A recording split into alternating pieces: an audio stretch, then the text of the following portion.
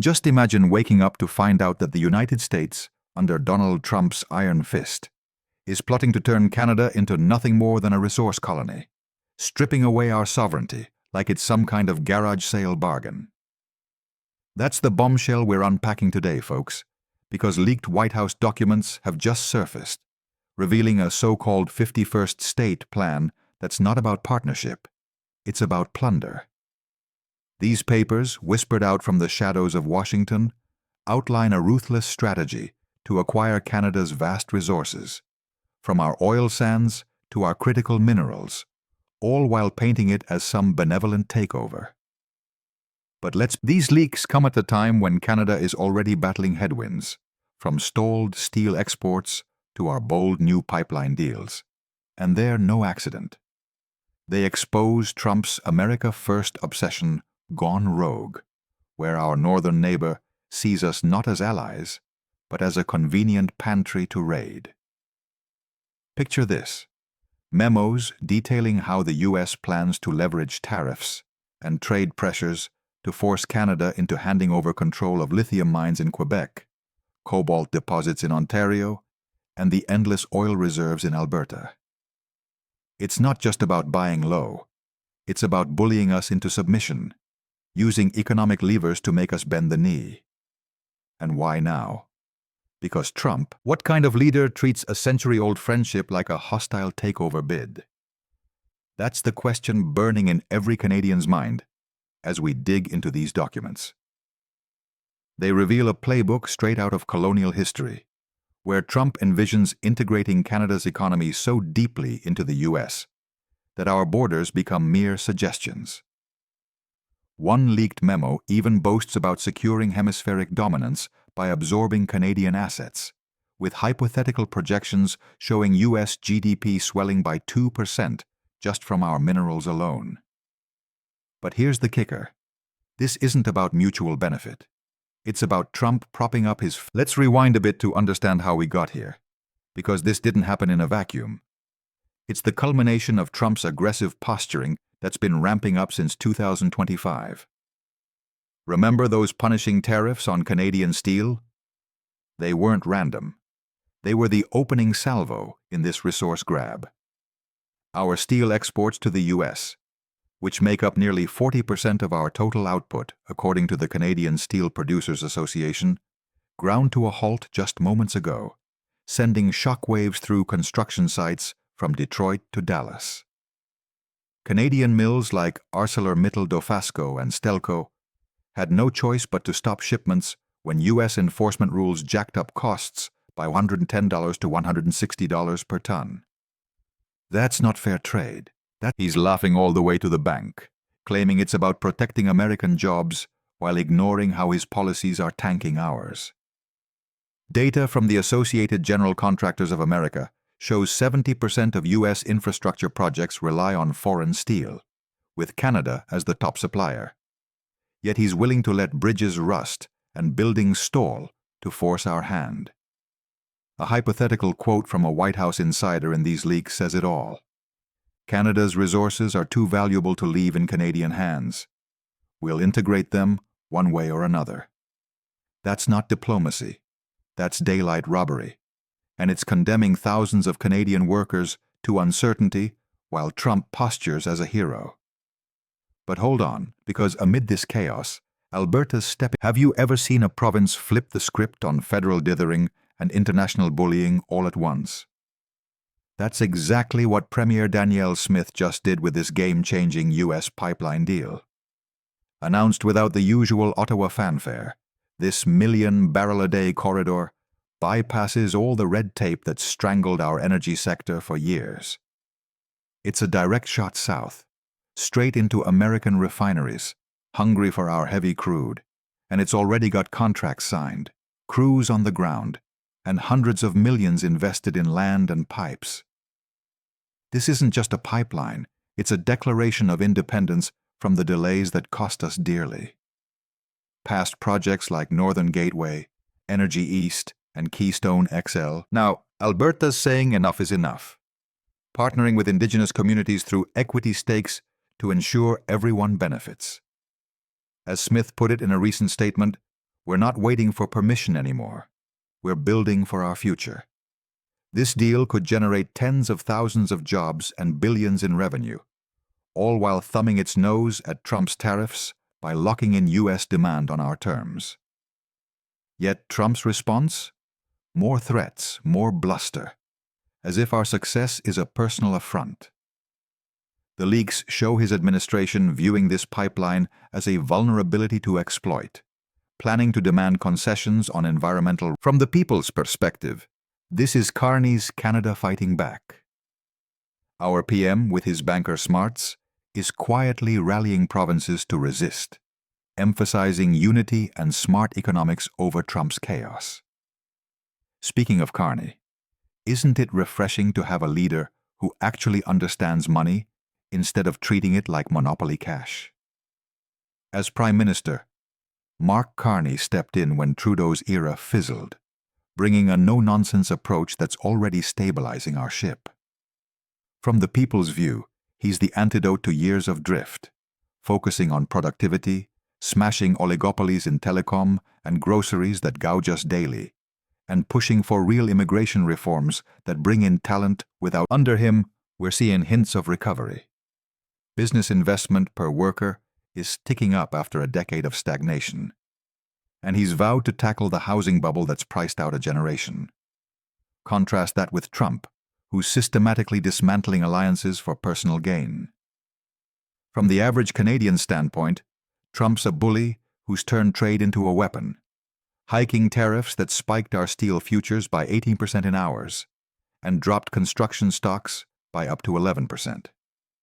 Past events like the 2018 tariffs, under his first term, cost us over 75,000 downstream jobs, while adding a measly 8,700 in U.S. steel. History repeating itself. Carney's critiqued as too cautious by some, but that's better than Trump's reckless swings that leave economies in tatters.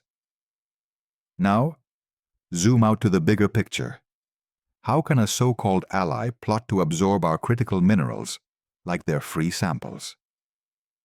The leaks detail Trump's resource acquisition strategy as a national security ploy, targeting our lithium, vital for EV batteries, and rare earths to cut China out. Canada holds the world's fourth largest oil reserves and massive uranium stocks. Yet Trump's pushing for preferential access that sounds more like forced extraction. Stats from Oxford Economics warn that prolonged U.S. disruptions could shave 0.4% off our GDP growth. From supporting countries like the EU, who've condemned his tariffs as protectionist overreach, to our own allies in NATO who see this as destabilizing the West. Even Japan and South Korea are wary, reassessing ties as Trump isolates us all. Carney's response? Diplomatic steel. He's rallying international support, emphasizing ethical resource development that benefits Canadians first. But let's get sharp on the economic crisis Trump's exacerbating. Canada's not dying. We're resilient, but his pressures are testing us. Our productivity lag? It's real. U.S. workers are 30% more efficient because they've invested in AI and machinery while we funneled into housing. But Carney's flipping that script, pledging billions to tech and industry. Trump's tariffs? They're accelerating our brain drain, with immigration to the guy who built walls now wants our talent and treasures without the courtesy. Housing's our Achilles heel, with average homes needing $170,000 incomes, when median's $70,000, thanks to speculation and demand shocks. But blame Trump for worsening it through trade wars that spike costs.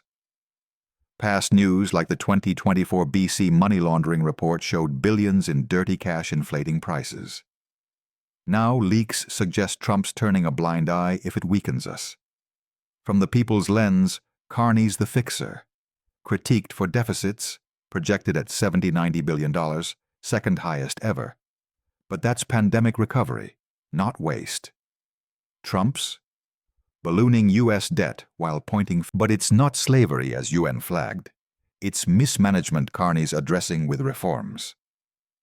Trump? He condemns our borders while plotting to control ours, Leaks showing plans to secure our resources by influencing policy. Supporting voices from Europe praise our humane approach. Trump's zero-sum game condemns families to limbo. And the political fracture? Trump's fueling separatist fires in Alberta and Quebec by undermining equalization payments. But Alberta's pipeline deal under Smith shows unity, bypassing federal hurdles to secure our future. Trump's leaks call it defiance to exploit, planning countermeasures. From Canadians, it's empowerment. The leaks predict recessionary shocks if escalated, erasing 500,000 jobs.